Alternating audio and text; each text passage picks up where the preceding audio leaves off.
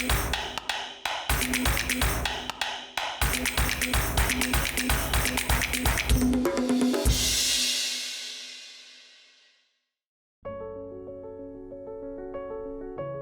min jitlef triqtu metaforikament u hemm min jitlifa litteralment.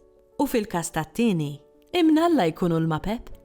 F'din ir-rokna nagħtu ħarsa lejn il-mapep bil-Malti flimkien mal-Professur William Zammit. Malta bħal f'diversi oqsma oħrajn tal-istorja għandna patrimonju rik fejn tidħol il-kartografija, fejn jidħlu il-mapep tal-Gżejjer Maltin ta' Malta u ta' Għawdex.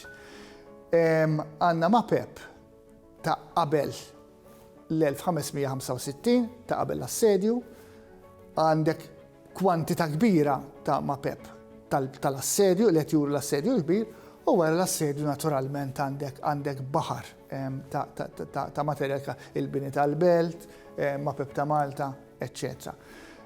Naturalment fuq din l-erja sar ħafna xogħol, nafu kollox, le qatt ma nkunu nafu kollox, imma sar ħafna studju, sar ħafna riċerka, pubblikazzjonijiet tal-ogħla kwalità u tal-ogħla livell minn Dr. Albert Ganado fost oħrajn. Jiġifieri it-tarif tagħna dwar il-mapep Maltin illum laħaq livell tajjeb ħafna.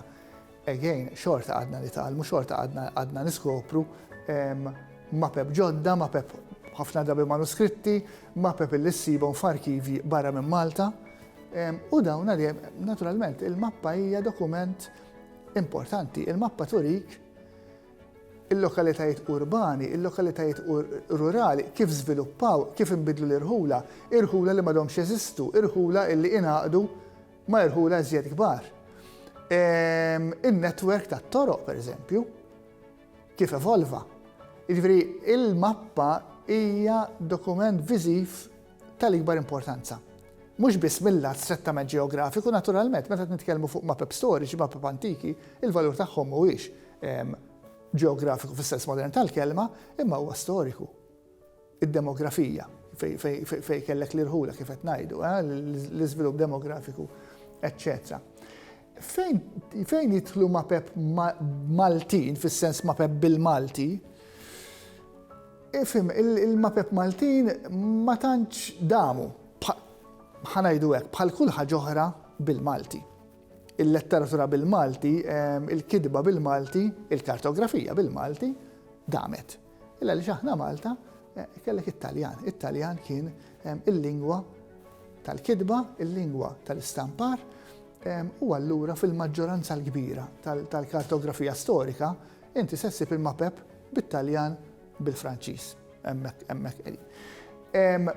Matul is-seklu 19, again, meta ħajbda jkollok l-iżvilupp meta għandek il-libertà tal-istampa fl-1839, għandek il-letteratura Maltija bil-mod il-Malti qiegħed jaqbad, dan kien rifless ukoll mod fil-kartografija Maltija. U tibda tiltaqa' ma' mapep ukoll bil-Malti. Anka fil-kuntest lingwistiku Malti, il-mapep għandhom x'joffru. Ħanieħdu anki il-mapep li strettament mhumiex Maltin, fis-sens mhumiex bil-Malti. Imma għandek l-ismijiet tal-postijiet li huma bil-Malti.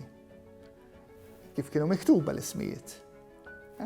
Again, informazzjoni, ismijiet tarħula illi spiċċaw, illi m'għadhomx jeżistu. Il-mapep mhumiex l-uniku sors għax għandna dokumentazzjoni fejn jissemmew dawn l-irħula illi biż-żmien spiċċaw, biż-żmien m'għadhomx jeżistu, imma mod għandek dokument illi qed isemmilek raħal. U mod għandek mappa fejn dan il-raħal li spiċċa, dan ir-raħal li m'għadux jeżisti, qiegħed ikun indekat b'mod ċar fejn kien.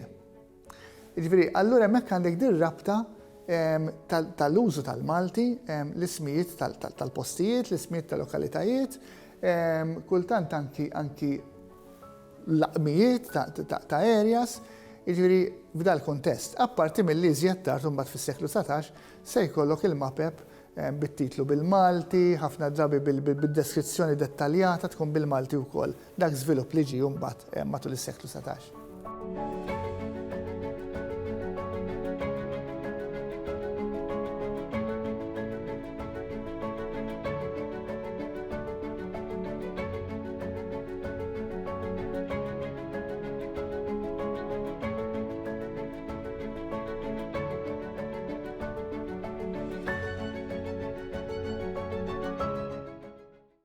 Il-Sinna jixtieq jirringrazzja lill-Aġenzija Nazzjonali tal-Litterizmu, lill-Ministeru għall-Edukazzjoni u x-Xogħol, lill-Kunsill Nazzjonali tal-Ilsien Malti u lid-Dipartiment tal-Malti fil-Fakultà tal-Arti l-Università.